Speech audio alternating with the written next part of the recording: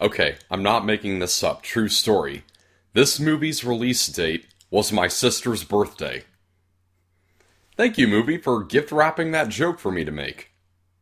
Happy Death Day is the latest from Blumhouse Productions, and it comes to us from the director of Paranormal Activity: The Marked Ones. At this point, the concept of a character living the same day over and over has become its own genre, and ever since Groundhog Day, the concept has been plugged in with other genres, with sci-fi in Source Code, alien action in Edge of Tomorrow, and even just this year with teen drama in Before I Fall. And now the genre is being given the slasher treatment. This movie is about a college student who goes by the name Tree. She's played by Jessica Roth, aka Blake Lively minus the beauty mark. Tree gets attacked by a mass slasher on the night of her birthday, and upon being killed, wakes up that very morning alive and well. She goes on living that day and dying over and over, for reasons never actually explained. The time loop continues until she can discover the mystery of her own death.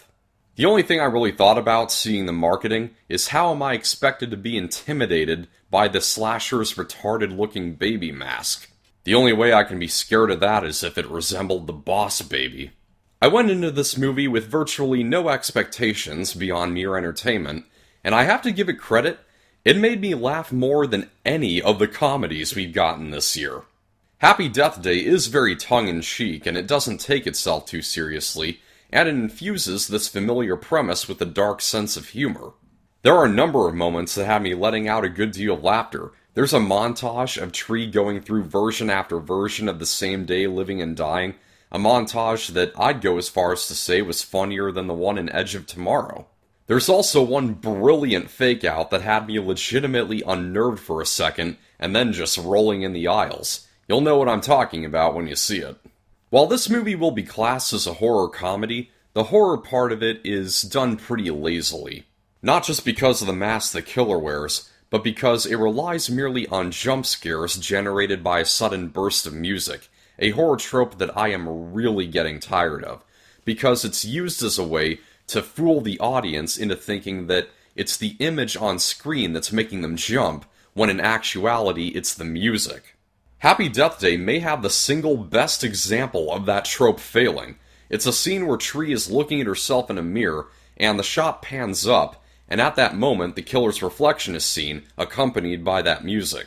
The thing is, he appears in the corner of the mirror, so I didn't notice him right away, even when the music came in. So I was like, jeez, what am I supposed to be scared of? Oh, okay, I see, I get ya. I guess. There are also a few errors in the consistency of this repeating day. In the tradition of this concept, there are noticeable occurrences that our main character witnesses which tell her this is indeed the same day, such as a car alarm going off and somebody fainting, which all happen as she walks out of her dorm room and onto the campus in the morning. But on one or two occasions, she bolts out of her room and runs down the sidewalk, and she still sees those events happening, despite the fact that she should be well ahead of them.